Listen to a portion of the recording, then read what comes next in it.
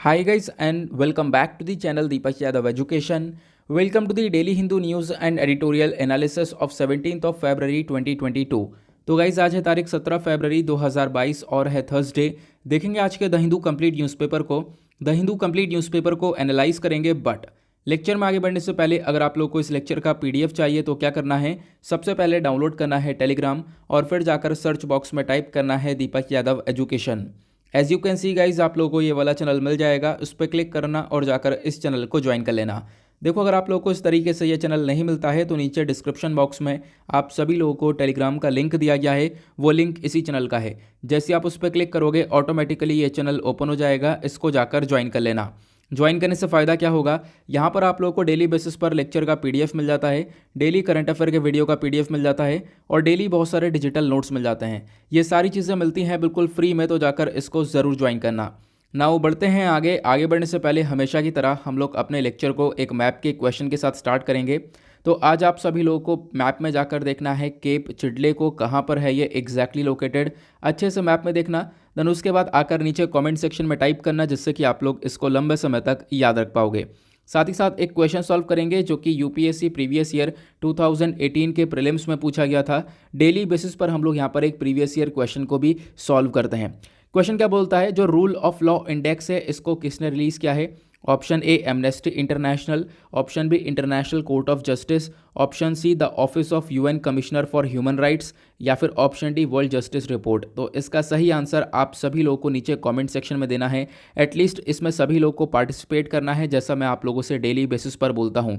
By the way, इसका जो correct answer है मैंने आप लोगों को नीचे प्रोवाइड करवा दिया है, प्लस टेलीग्राम पर ही प्रोवाइड करवा दिया है, वहाँ से भी जाकर इसको चेकआउट कर सकते हो। देखो, इसका आंसर अगर आप लोग को तब भी नहीं मिलता है तो कोई परेशान होने की ज़रूरत नहीं है, वीडियो के लास्ट में मैं आप लोगों को इसका करेक्ट आंसर प्रोवाइड करवा दूंगा। तो चलो शुरुआत करते हैं। यह है आज का सबसे पहला आर्टिकल और पेज नंबर 1 पर एक दो आर्टिकल हैं जो कि काफ़ी इंपॉर्टेंट है, उसमें से यहाँ पर आपको ये भी देखने को मिलेगा।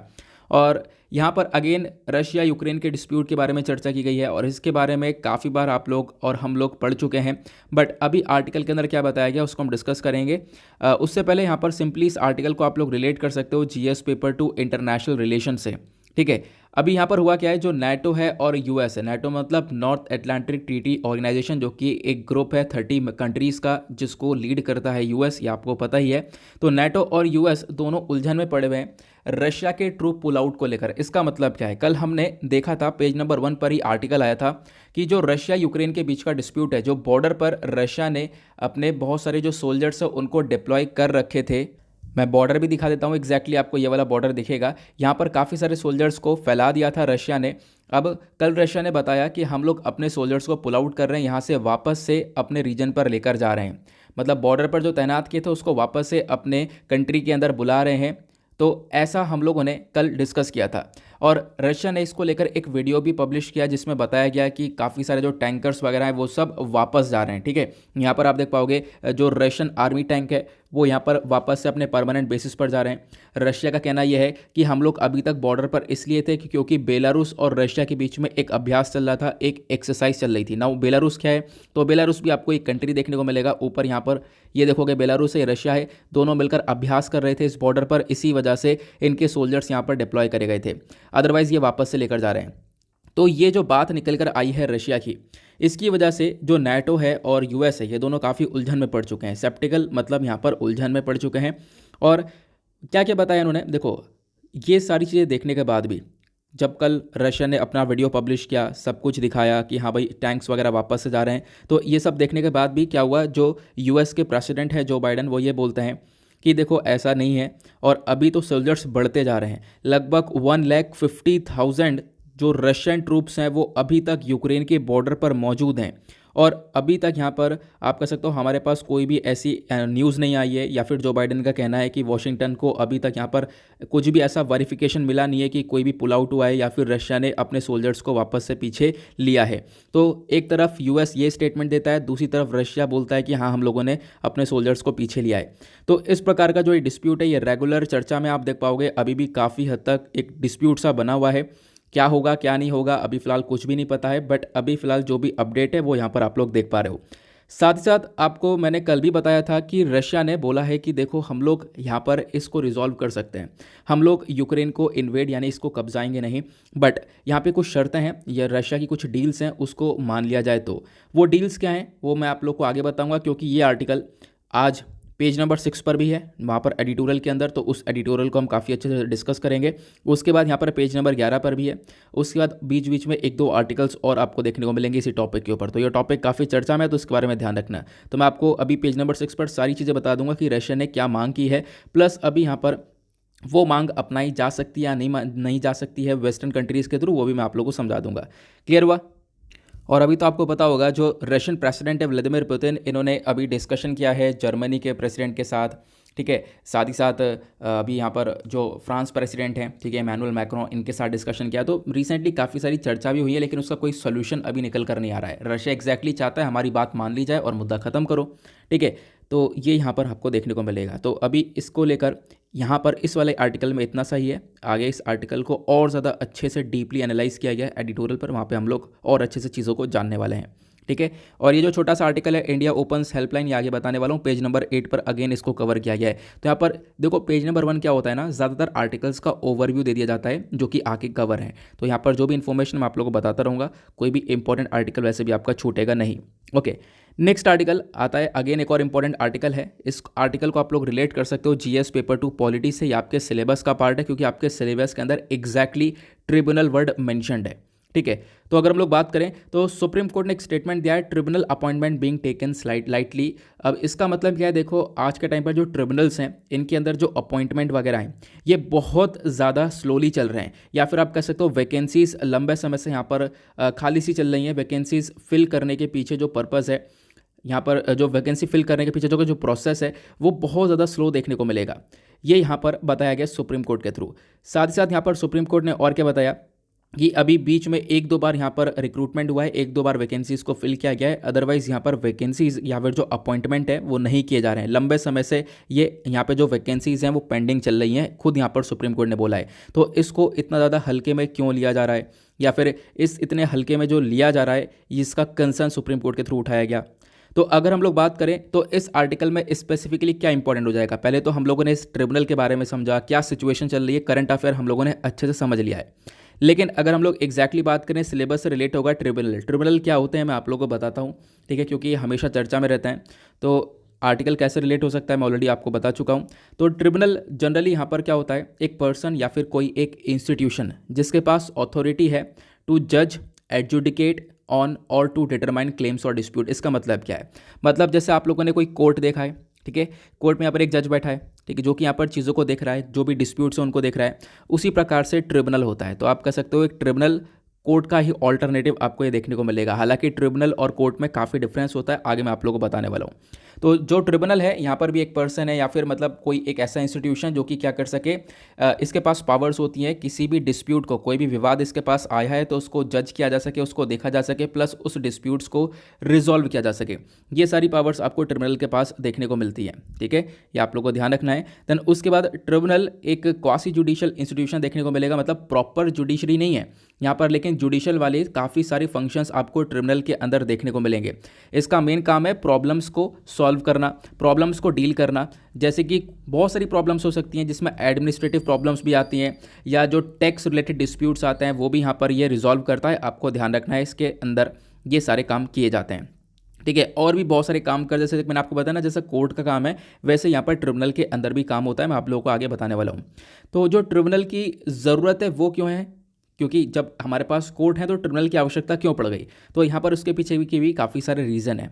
सबसे पहला रीज़न यहाँ पर यह है कि आज के टाइम पर कोर्ट्स के अंदर खुद जो केसेस हैं वो बहुत ज़्यादा पेंडिंग पड़े हुए हैं, और जो पेंडेंसी है केसेस की वो बहुत ज़्यादा बढ़ चुकी है ना। तो इसी वजह से यहाँ पर इस सिचुएशन को ओवरकम करने के लिए, इस सिचुएशन को सॉल्व करने के लिए डोमेस्टिक ट्रिब्यूनल्स की ज़रूरत हम लोग को पड़ जाती है, ठीक है। अब ये क्या होगा, जो ट्रिब्यूनल्स होगा तो इसके अंदर यहाँ पर केसेस चले जाएंगे, तो मतलब कोर्ट से पहले यहाँ पर इस ट्रिब्यूनल के अंदर अगर केस रिजॉल्व हो जाता है तो अच्छी बात है, कोर्ट तक पहुँचेगा नहीं, और वरना तो यहाँ पर वो फिर उसके बाद वो केस भी पेंडेंसी की लिस्ट में आ जाएगा, और इससे जो पेंडिंग ऑफ केसेस है वो रेगुलरली बढ़ते रहेंगे, ठीक है।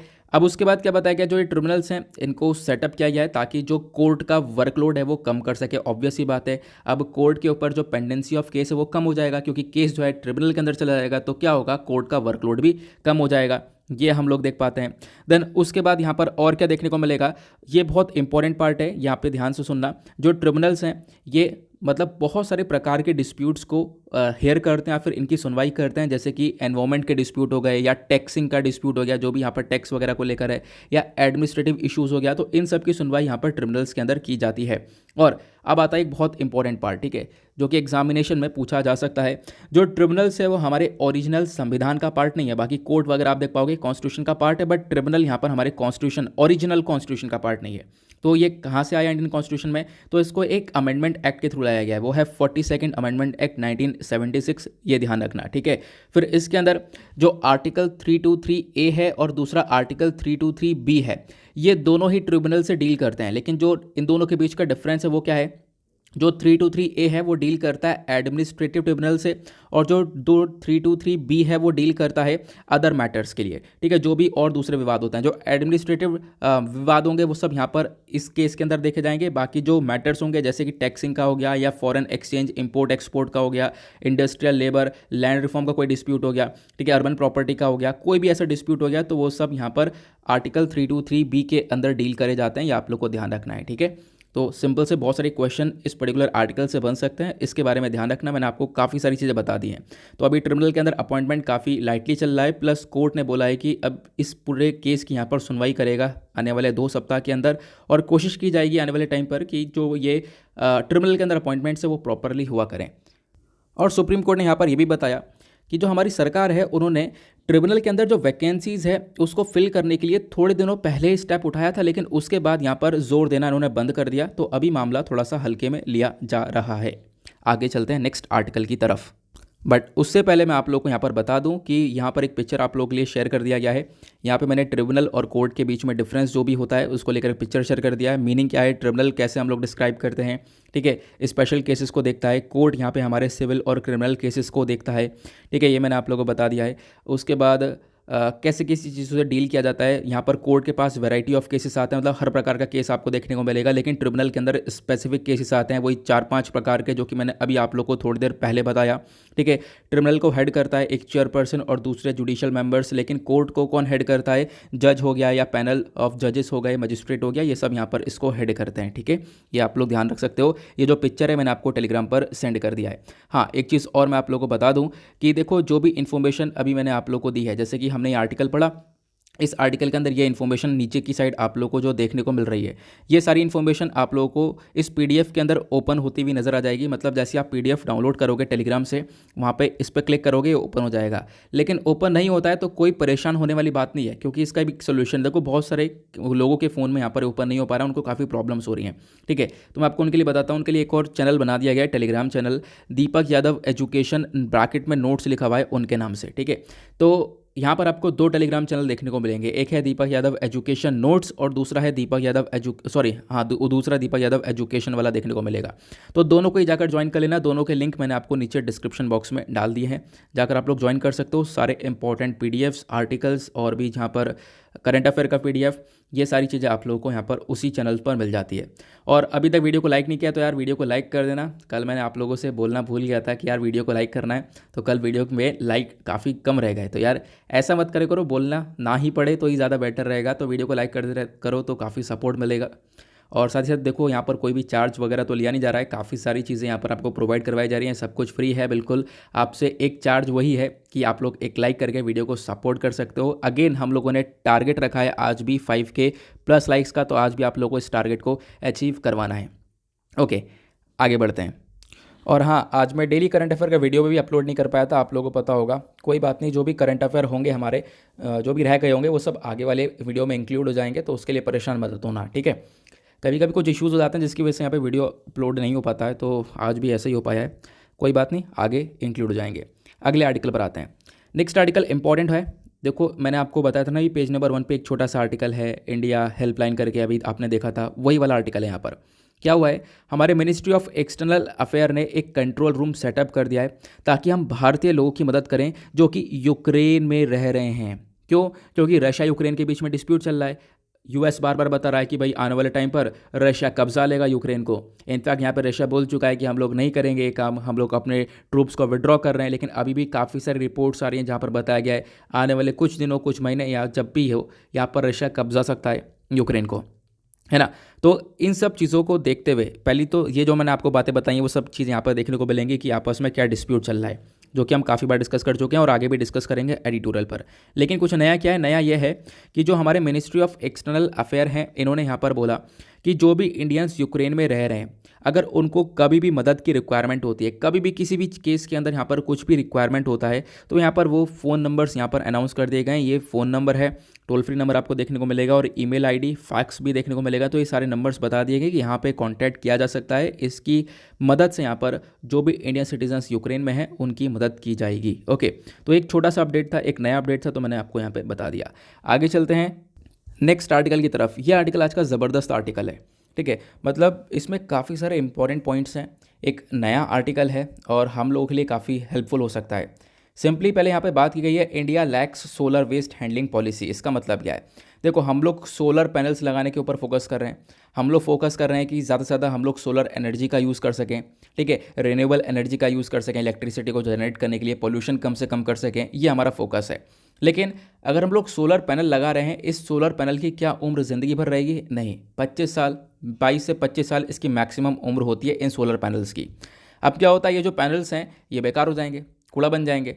अब ये जो सोलर वेस्ट है ना, इसको हैंडल करना भी बहुत ज़्यादा ज़रूरी है और इसको हैंडल करने की पॉलिसी भारत के अंदर प्रॉपरली नहीं देखने को मिलेगी। तो ये अपने आप में एक बहुत बड़ी प्रॉब्लम आने वाले टाइम पर बन सकती है, ऐसा यहाँ पर इस आर्टिकल के अंदर बताया गया, जो कि ज़बरदस्त है, ठीक है।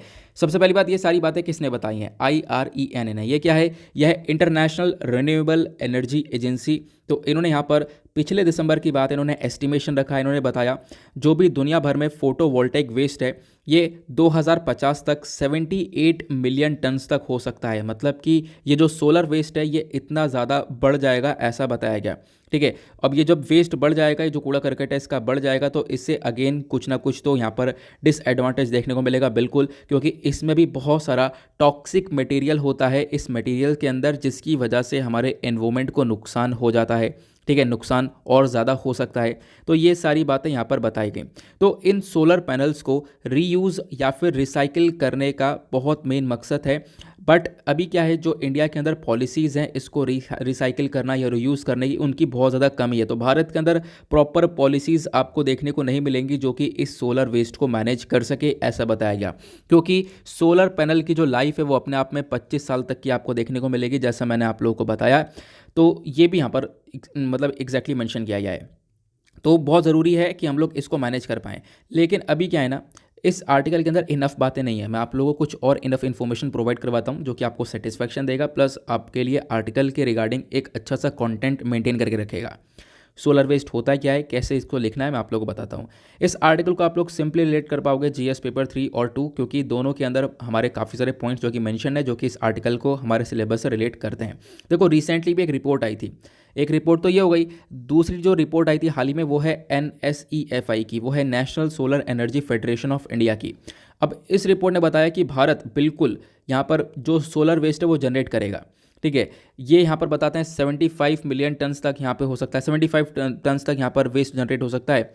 उसके बाद ये जो रिपोर्ट है ये भी ऐसी बताती है कि भाई ये 2030 तक काफ़ी सारा यहाँ पर वेस्ट जनरेट हो सकता है।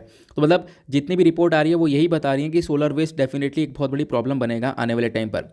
लेकिन भारत के अंदर यहाँ पर कोई भी सोलर वेस्ट मैनेजमेंट पॉलिसी नहीं है, ऐसा इस रिपोर्ट ने ही बताया और ऐसा इस रिपोर्ट ने ही बताया, ठीक है। साथ ही साथ यहाँ पर इनका ये भी कहना है कि देखो, हमारा जो एम्बिशन है वो बहुत ज़्यादा अच्छा है कि हम लोग ज़्यादा से ज़्यादा सोलर पावर पैनल्स लगाने के बारे में फोकस कर रहे हैं, इनके इंस्टॉलेशन के ऊपर फोकस कर रहे हैं, सोलर एनर्जी को जनरेट करने के ऊपर फोकस कर रहे हैं। बट आने वाले टाइम पर एक छोटी सी प्रॉब्लम भी जनरेट हो सकती है। बट यहाँ पर जो सोलर वेस्ट है वो होते क्या है, ये होते हैं इलेक्ट्रॉनिक वेस्ट। इलेक्ट्रॉनिक वेस्ट जो कि यहाँ पर सोलर पैनल्स बेकार होगा, इनकी उम्र यहाँ पर हो चुकी है पूरी, तो अब क्या होगा, इनको बेचा जाएगा एज अ स्क्रैप, कबाड़ की तरह बेचा जाएगा कंट्री के अंदर। लेकिन यहाँ पर बताया गया ये जो कबाड़ है ये आने वाले 30 सालों में ठीक है, या 40 सालों में या 50 सालों में ये कबाड़ बहुत ज़्यादा होने वाला है, बहुत ज़्यादा हो जाएगा ये, क्योंकि ऑब्वियस सी बात है आज के टाइम पर हम फोकस सोलर पैनल्स के ऊपर काफ़ी ज़्यादा कर चुके हैं।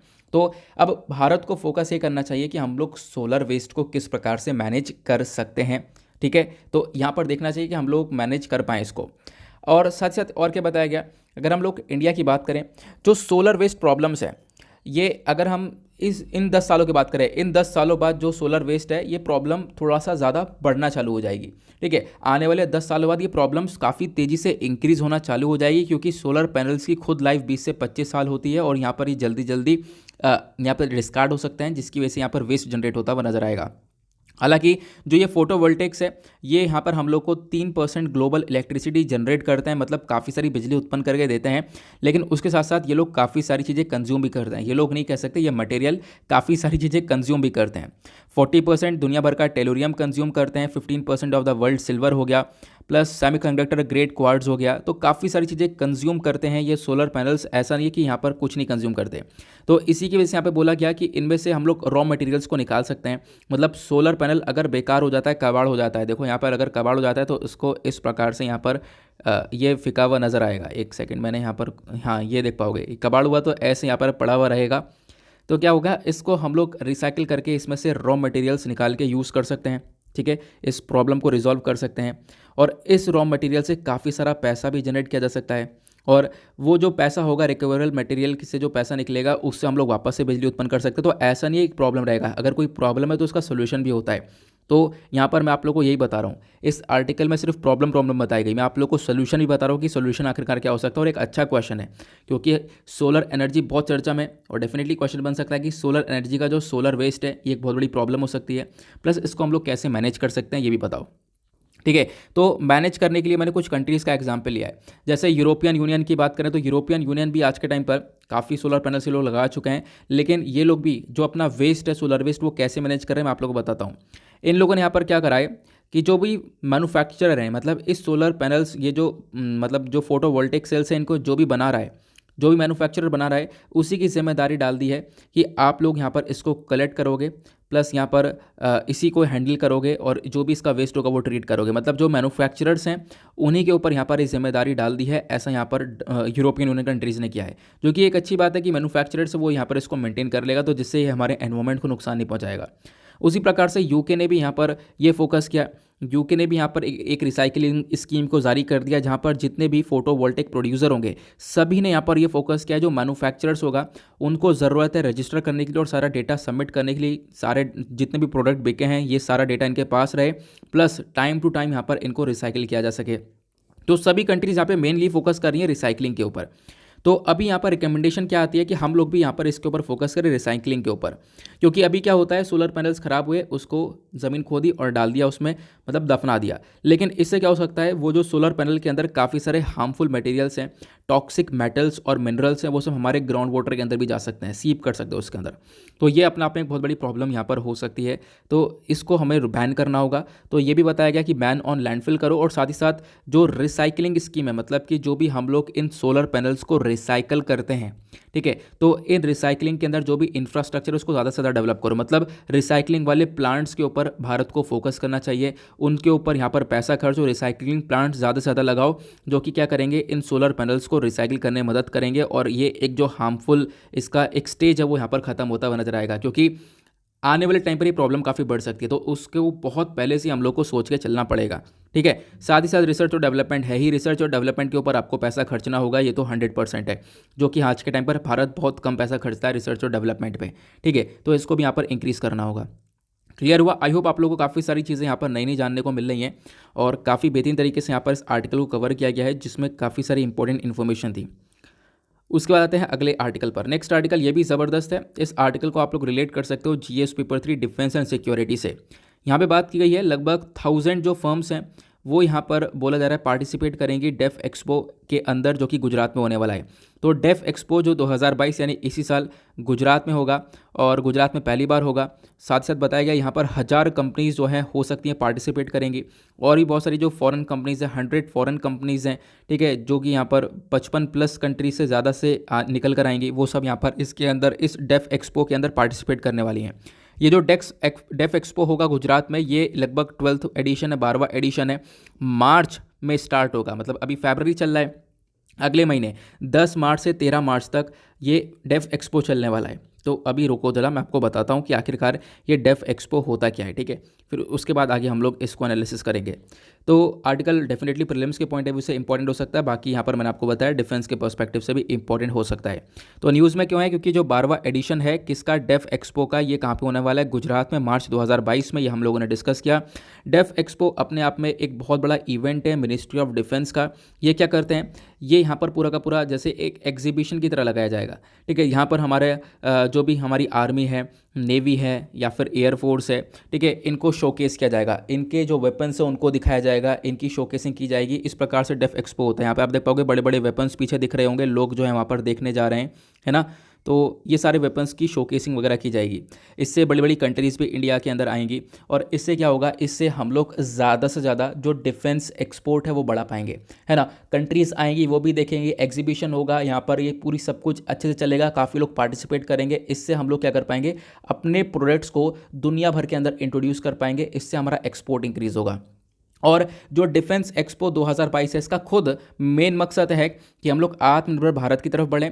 एक तो हम अपने कंट्री के अंदर खुद इन इक्विपमेंट्स को बनाएं, साथ ही साथ यहाँ पर जो डिफेंस एक्सपोर्ट है उसके मामले में भी अगर हम बात करें, 2024 तक हमें एक टारगेट अचीव करना है $5 बिलियन का। हमारा मकसद है कि हम 2024 तक $5 बिलियन का ये डिफेंस इक्विपमेंट को एक्सपोर्ट करें। मतलब ये जो सामान है, जो वेपन्स हैं, इनको एक्सपोर्ट करें दूसरे कंट्रीज़ के अंदर। तो ये अभी 12वां एडिशन आपको ध्यान रखना है। इससे पहले जो 11वां एडिशन हुआ था डेफ एक्सपो का, वो लखनऊ उत्तर प्रदेश में हुआ था साल 2020 के अंदर।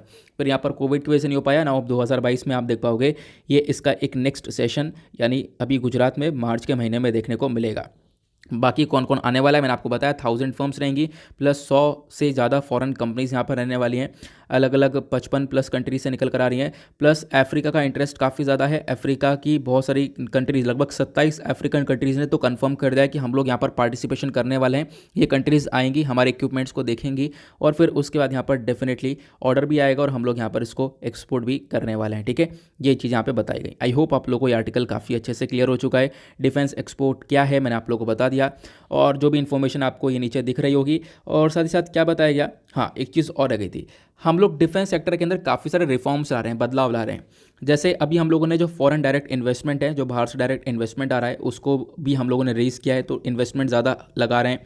साथ ही साथ हम लोग फोकस कर रहे हैं कि हम लोग कंट्री के अंदर ही सारे वेपन्स को बनाएं। इसी वजह से हमारा जो इम्पोर्ट बिल है वो भी रिड्यूस हो रहा है, ये हमारा गोल है, और रिड्यूस करेंगे भी आने वाले टाइम पर। देखो रिड्यूस कैसे होगा, ऑब्वियस ही बात है, हम अपने कंट्री के अंदर बनाएंगे तो बाहर से जो हम लोग सामान खरीद रहे हैं उसको लेना बंद करेंगे। तो इससे क्या होगा, हमारा जो पहले हम लोग सामान ले रहे थे तो पैसा दे रहे थे बाहर, हमारा जो इम्पोर्ट हो रहा था और हम लोग पैसा हमारा बाहर जा रहा था, तो अब वो चीज़ भी कम हो जाएगी, ठीक है। इम्पोर्ट बिल भी हमारा कम हो जाएगा, तो ये हमारा मेजर फोकस रहने वाला है। उसके बाद आते हैं अगले आर्टिकल पर। देखो आपको पता होगा, आज का आप लोगों ने थंबनेल भी देखा होगा, तो सैड न्यूज़ है डेफिनेटली।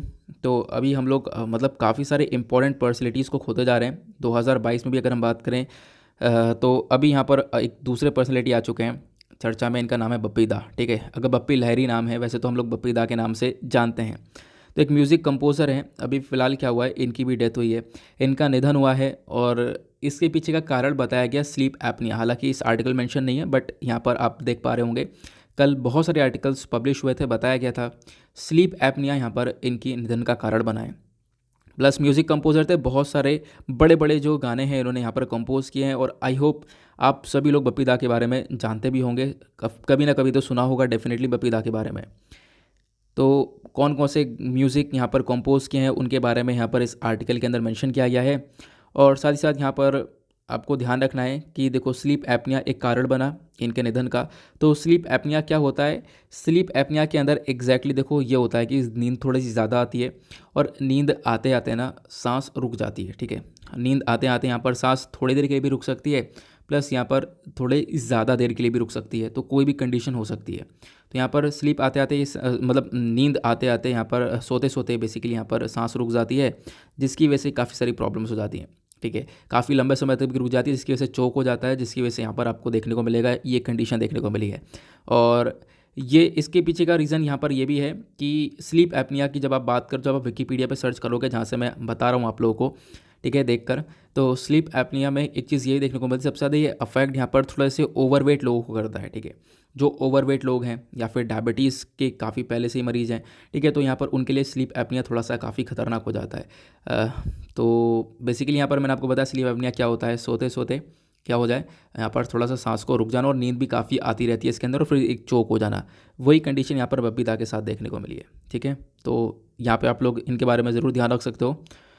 अगले आर्टिकल पर आते हैं। नेक्स्ट आर्टिकल आपको यहाँ पर ये देखने को मिलेगा।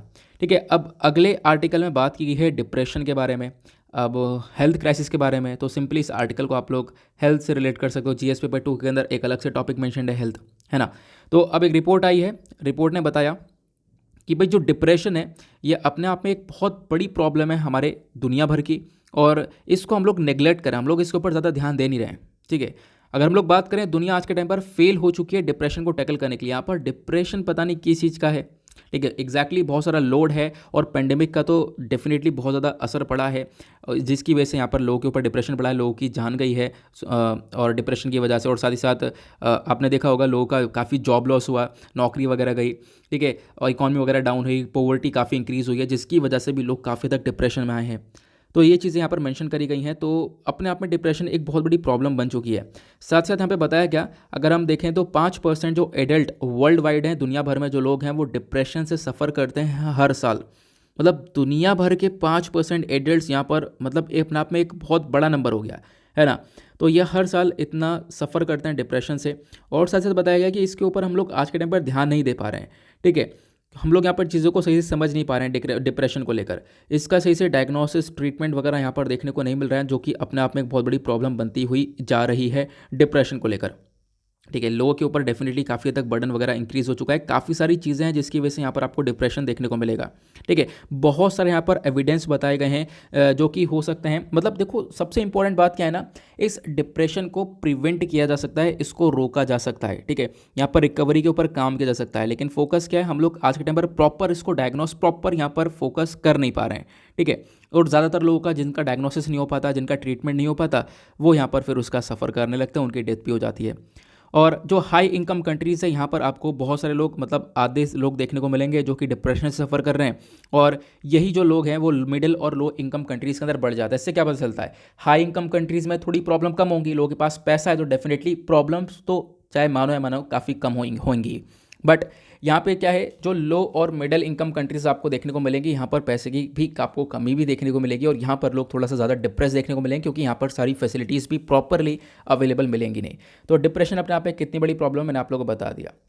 ठीक है, तो आप लोगों को भी डिप्रेशन में कभी तो होना नहीं है यार। पहली बात तो आपकी एज कितनी है, एज यहाँ पर 21, 22, 21 से लेकर 30 के आसपास की यहाँ पर एज है अपने लोगों की। लेकिन क्या है, यहाँ पर अपनों को डिप्रेशन में आना यहाँ पर बिल्कुल भी जचेगा नहीं। ठीक है, तो करना क्या है यहाँ पर, कभी भी डिप्रेशन में, मतलब सोचो यार कि किस बात का डिप्रेशन। पहली बात, जो भी प्रॉब्लम है उसको टैकल करो, घर वालों को बताओ। ठीक है, फैमिली को बताओ, बहुत इंपॉर्टेंट है कि फैमिली को आप लोग बता सकते हो। ठीक है, बहुत से लोग अपनी प्रॉब्लम मेरे को इंस्टाग्राम पर भी भेज देते हैं, जब मैं देखता हूँ, क्योंकि देखो वैसे तो बहुत कम टाइम मिलता है, लेकिन जब मैं देखता हूँ डेफिनेटली यहाँ पर मैं एक सोल्यूशन देने की कोशिश करता हूँ। ठीक है, तो प्रॉब्लम से यहाँ पर हमेशा एक सोल्यूशन निकालने की कोशिश करो यार। डिप्रेशन में जाना मतलब एक बहुत बड़ी यहाँ पर गलती सी नज़र आएगी। डेफिनेटली यहाँ पर हमारे कंट्रोल में नहीं है, लेकिन कंट्रोल कर सकते हैं चीज़ों को। ठीक है, फिर उसके बाद इसी आर्टिकल से रिलेटेड यहाँ पर एक मैंने पिक्चर आपके साथ शेयर कर रखा है। ये पिक्चर बहुत इंपॉर्टेंट है। यहाँ पर मैंने इंडिया का डेटा ले रखा है। ठीक है, तो आपको इंडिया के बारे में पता होना चाहिए कि इंडिया के अंदर सिचुएशन क्या है। एक स्टैटिस्टिक्स है हमारा, जो कि मेंटल इलनेस को लेकर बात करता है। ठीक है, दुनिया भर में जो है WHO ने बताया, वर्ल्ड हेल्थ ऑर्गेनाइजेशन ने बताया कि लगभग 300 मिलियन पीपल हैं जो कि मेंटल हेल्थ इश्यूज से सफ़र कर रहे हैं। ठीक है, उनको दिमागी रिलेटेड काफ़ी सारी इश्यूज देखने को मिलेंगे। 300 मिलियन ऐसे लोग हैं। और WHO के अकॉर्डिंग बात करें, वर्ल्ड हेल्थ ऑर्गेनाइजेशन के अकॉर्डिंग, इसमें से सबसे ज़्यादा जो केसेस है वो डिप्रेशन के हैं। डिप्रेशन और स्ट्रेस के केसेस आपको देखने को मिलेंगे, और पिछले 10 सालों में 18% से इसमें इंक्रीमेंट देखने को मिला है। ठीक है, तो ज़्यादातर केसेस किसके हैं, डिप्रेशन के। साथ साथ बताया गया यहाँ पर कि लगभग 60 मिलियन से लेकर जो 65 मिलियन पर्सन है, इनके अंदर कॉमन मेंटल इश्यूज़ देखने को मिलेंगे इंडिया के अंदर। ठीक है, 6.5 से लेकर 7% जो इंडियन पॉपुलेशन है, इनकी मेंटल हेल्थ इश्यूज़ देखने को मिलेंगे। मतलब भारत की जो आबादी है उसमें से 6% या 7% लोग जो है मेंटल हेल्थ इश्यूज से गुजर रहे हैं। और इसी चीज़ के अंदर हमें एक साइकाइट्रिस्ट की ज़रूरत है, जिसकी काफ़ी बड़ी कमी भी देखने को मिलेगी। तो डेफिनेटली बहुत सारे लोग हैं जो कि मेंटल हेल्थ इशू से सफ़र कर रहे हैं, लेकिन उसके साथ साथ यहाँ पर आपको देखना होगा अलग अलग जो रिपोर्ट्स है वो ये बताती हैं भारत मेंटल हेल्थ इशूज़ के ऊपर पैसा थोड़ा कम खर्च कर रहा है। अगर हम लोग बात करें अपने जीडीपी का, सिर्फ और सिर्फ 0.06% हम लोग यहाँ पर पैसा खर्च रहे हैं खासकर मेंटल हेल्थ इशूज़ को टैकल करने के लिए। तो ये रिपोर्ट भी मैंने आप लोगों को प्रोवाइड करवा दी है, टेलीग्राम से आप लोग इसको ले सकते हो। ओके, आगे चलते हैं। नाउ आते हैं नेक्स्ट आर्टिकल की तरफ। यह है page number 11, that is world section. देखेंगे दुनियादारी में क्या चल रहा है। एक आर्टिकल आपको ये देखने को मिलेगा, NATO looks to bolster its defence. यहाँ पर ये देखने को मिलेगा अगेन वही चीज़ों के बारे में, रशिया यूक्रेन डिस्प्यूट के बारे में, नेटो के बारे में क्या फोकस कर रहा है, वही चीज़ों के बारे में। मैंने आप लोगों को बताया कि यहाँ पर जो ट्रूप्स वगैरह वो फैला दिए हैं, तो अभी रुक जाओ, ठीक है। इस आर्टिकल को बिल्कुल सेम आर्टिकल एडिटोरियल पर कवर किया गया है, उस पर हम लोग थोड़ा सा डिटेल से देखेंगे। अभी 2-4 आर्टिकल और रह गए, फिर उसका डायरेक्टली हम लोग एडिटोरियल पर ही चलने वाले हैं, ठीक है। यहाँ पर एक आर्टिकल आपको ये देखने को मिलेगा। यहाँ पे बात की गई है चाइना ने सलाम किया है क्वाड ऑकस को और बोला है क्लिक। इसका मतलब क्या है? देखो, चाइना हमेशा से ही क्या है, क्वाड के अगेंस्ट में आपको देखने को मिलेगा, है ना। चाइना ये बोलता है जो क्वाड को बनाया गया है वो यहाँ पर चाइना के अगेंस्ट में बनाया गया है, ठीक है। ऑकस को बनाया गया, ऑकस मतलब देखो क्वाड के अंदर आपको 4 देश देखने को मिलेंगे। कौन कौन से? इंडिया, ऑस्ट्रेलिया, जापान और यूएस। ऑकस के अंदर भी आपको ऑस्ट्रेलिया, यूके, यूएस आपको देखने को मिलने वाला है। तो ये कंट्रीज़ हैं जिनका ये बीच में ग्रुप बनाया गया है। और चांद ने बोला एक क्लिक है, ये इसका मतलब क्या है यहाँ पर? मतलब कि आप कह सकते हो एक छोटा सा ग्रुप ऑफ पीपल है जो कि नहीं चाहते कि दूसरा बंदा इनको ज्वाइन करे या फिर दूसरा कंट्री यहाँ पर इनको ज्वाइन करे, ये अपने आप में यहाँ पर किसी एक पर्टिकुलर कंट्री को टारगेट करें। तो चाइना का कहना यह है कि ये जो ग्रुप्स बनाए गए हैं ना, ये चाइना को टारगेट कर रहा है, ऐसा यहाँ पर चाइना का कहना है। लेकिन उसका रिस्पॉन्स में हमारे एक्सटर्नल अफेयर मिनिस्टर ने क्या बोला? External affair minister recently Australia में थे, बातचीत चल रही थी, मेलबर्न के अंदर मीटिंग चल रही थी, क्वाड की 4थी मीटिंग हुई है, आपको पता होगा। यहाँ पे उन्होंने बताया जो भी क्वाड बनाया गया है इसका कोई ऐसा मेन पर्पज़ नहीं है किसी भी एक कंट्री को हम टारगेट करें, ठीक है। और हमें करना भी नहीं है, हम किसी भी एक कंट्री को टारगेट वैसे भी नहीं कर रहे हैं। हमारा मेन पर्पज़ क्या है? इंडो पैसिफिक रीजन को यहाँ पर एक तरीके से पीसफुल और स्टेबल बनाना, ठीक है। जो इंडो पैसिफिक रीजन है उसको यहाँ पर शांतिपूर्वक एक तरीके से लेकर चलना, ये हमारा मेजर फोकस है। इसी प्रकार से यहाँ पर ऑकस भी बनाया गया। ऑकस भी कोई ऐसा नहीं कि जो चाइना को टारगेट करने के लिए बनाया गया है, ऑकस भी यहाँ पर इसी प्रकार से बनाया गया है, ठीक है। तो चाइना जो ये बोल रहा है वो बिल्कुल गलत बोल रहा है, ऐसा यहाँ पर बहुत सारी कंट्रीज़ का कहना है। एक तरफ चाइना कहता है कि हमारे खिलाफ यहाँ पे बनाया गया है, दूसरी तरफ यहाँ पे क्वाड कंट्रीज़ क्लेम करती हैं ऐसा कुछ भी नहीं है, हम लोग सिर्फ और सिर्फ अपना काम कर रहे हैं, इंडो पैसिफिक स्ट्रैटेजी को अब लोग अपना रहे हैं। देखो होता क्या है, ऑब्वियस ही बात है, अब चाइना का अग्रेशन इतना ज़्यादा है इंडो पैसिफिक रीजन के अंदर, अगर यहाँ पर एक ग्रुप्स काम नहीं करेंगे तो चाइना का इन्फ्लुएंस काफ़ी बढ़ जाएगा। तो अगेन यहाँ पर आप कह सकते हो क्वाड ग्रुप बेसिकली इस पर्टिकुलर रीजन के लिए बनाया गया। आगे चलते हैं अगले आर्टिकल की तरफ। नेक्स्ट पर आते हैं, दैट इज़ पेज नंबर 12। यह है हमारा बिजनेस सेक्शन। इकोनॉमी के पॉइंट ऑफ व्यू से इंपॉर्टेंट आर्टिकल्स यहाँ पर पब्लिश होते हैं। इकलौता आर्टिकल यहाँ पर आपको देखने को मिलेगा, बात करता है जो कंजम्पशन है वो हमारा बड़ा है, ठीक है। तो बताया गया कि जो हमारी फाइनेंस मिनिस्ट्री है इन्होंने यहाँ पर वेडनेसडे में इन्फॉर्मेशन दी और इन्होंने बताया जो हमारा कंजम्पशन है जनवरी के मंथ में वो इंक्रीज़ हुआ। और लेकिन इसमें एक सबसे बड़ा स्ट्रेस भी देखने को मिला है। स्ट्रेस क्या है कि जो मिनिस्ट्री इन्होंने बोला कि देखो पर्सनल लोन्स बहुत ज़्यादा इंक्रीज़ हुए हैं। यहाँ पर ग्रोथ देखने को मिली है वो बात अलग है, लेकिन लोन भी बहुत ज़्यादा इंक्रीज़ हुए हैं, लोन बहुत ज़्यादा उठाए गए हैं, ठीक है। यहाँ पे बताया गया कि अगर आप लोग देखोगे जो लोन के अंदर इंक्रीमेंट है वो देखने को मिला अगेंस्ट गोल्ड, तो गोल्ड लोन भी आपको देखने को मिलेगा। तो मतलब आप कह सकते हो कि एग्जैक्टली ये एक अपने आप में एक बहुत बड़ी प्रॉब्लम भी बन सकती है, जिसकी वजह से काफ़ी सारे लोगों के ऊपर काफ़ी हद तक प्रॉब्लम्स देखने को मिली, क्योंकि लोगों ने लोन्स बहुत उठाए। तो अगर डिमांड इंक्रीज़ हुई है, कंजम्पशन इंक्रीज़ हुआ है, तो साथ साथ लोन भी इंक्रीज़ हुआ है, ऐसा यहाँ पर स्टेटमेंट के अंदर बताना है, ठीक है। ये आप लोग देख सकते हो। तो एक छोटा सा आर्टिकल था, इसमें ज़्यादा कुछ ऐसी स्पेसिफिक इन्फॉर्मेशन नहीं है। देखो इकोनॉमी के जो भी आर्टिकल्स आते हैं ना वो कभी कभी डिटेलिंग वाले आते हैं, मतलब हमेशा ही इंपॉर्टेंट आर्टिकल नहीं होते हैं। बट ये है कि यहाँ पर पढ़ लिया, हम लोगों को एक आइडिया हो गया, हम लोग इसके बाद छोड़ सकते हैं। उसके बाद एक आर्टिकल रिटेल इन्फ्लेशन को लेकर, जैसे ज़बरदस्त आर्टिकल, लेकिन इसके बारे में डिटेल में परसों आपके साथ डिस्कस कर चुका हूँ, परसों वाला वीडियो ज़रूर देखना। और सबसे पहला आर्टिकल ही मैंने ये वाला डिटेल में आपके साथ डिस्कस किया है। रिटेल इन्फ्लेशन, CPI WPI क्या होता है, प्लस इन्फ्लेशन क्या होता है, कैसे कॉज होता है, क्या कारण है, सारा बैकग्राउंड सब कुछ मैंने आप लोग को डिटेल से बताया है, ठीक है। तो इसको आप लोग एक बार डेफिनेटली कवर कर सकते हो। क्लियर हुआ?